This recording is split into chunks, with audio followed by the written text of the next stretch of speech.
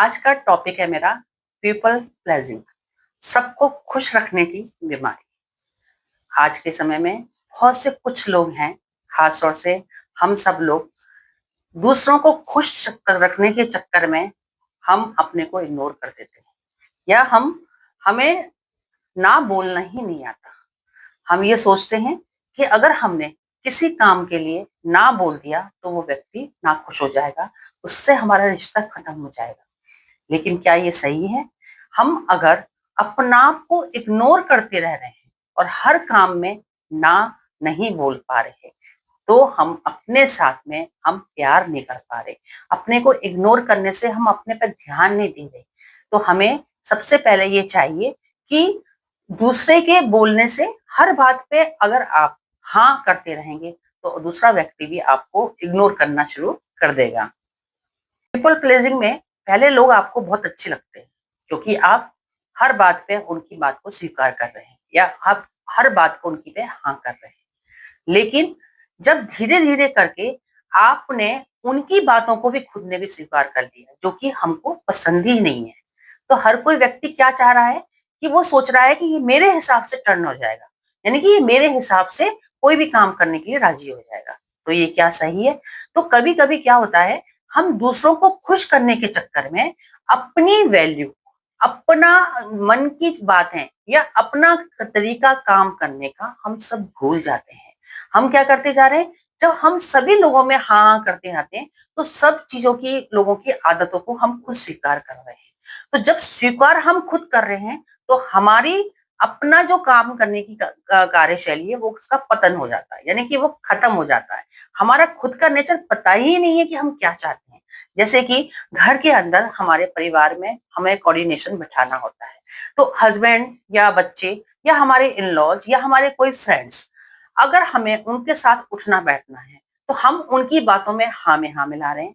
कभी कभी ये होता है कि जो चीज हमें ना भी पसंद होती है, उनके कहने से हमें वो पसंद में बन जाती है।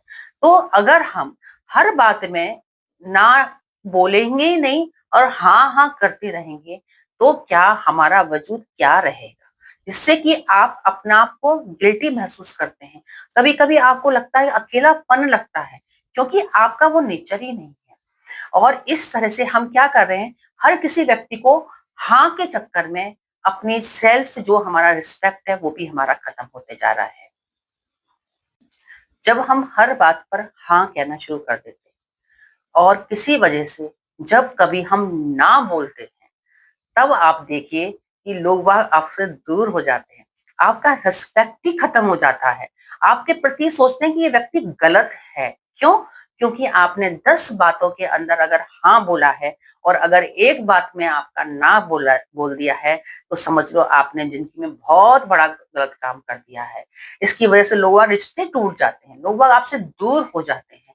तो अगर हम पहले ही शुरू में लोगों को ना बोलना भी आना चाहिए और ना भी हम बोलना शुरू करेंगे, तो क्या होता है कि दोनों तरफ से जो एडजस्टमेंट होता है वो बहुत सही वाला होता है। कभी-कभी आपके दोनों हाँ और ना के चक्कर में आपके बहुत सारे रिश्ते खो जाते हैं, खत्म हो जाते हैं। अगर आपको जिंदगी में बाद में अगर आप ना बोल रहे हो, तो समझ लो आपके प्रति वो प्यार रहेगा ही नहीं, क्योंकि आपने यस बॉस की तरह हमेशा काम करा है। यस बॉस की तरह से आप उनके सामने 24 घंटे प्रेजेंट रहे हैं, हर बात के लिए, हर काम के लिए। और जिस दिन आपका खुद की तबीयत खराब है या खुद का मन नहीं है और आपने उस काम के लिए ना बोल दिया, तो समझ लो आपका उस दिन रिश्ता खत्म हो गया। तो जब हमारे ना बोलने से उनको इतनी परेशानी होती है, तो शुरू में ही आपको उस चीज को बताना होगा कि हमारा अपना सेल्फ क्या काम है, जिससे कि वो रिश्ता है बहुत प्यार में बंधा रहेगा। दोनों को अंडरस्टैंडिंग बहुत अच्छी तरह से होगी। तो क्या है कि शुरू में हम बहुत प्यार कर रहे हैं और बाद में हम बिल्कुल प्यार नहीं कर रहे। शुरू में हम बहुत काम कर रहे हैं, फिर बाद में काम नहीं कर रहे। तो ये चीज बहुत गलत हो जाती है, अपने साथ भी और दूसरे के साथ भी। तो हमें क्या सीख लेनी है कि हमें अपने लिए ना भी बोलना आना चाहिए।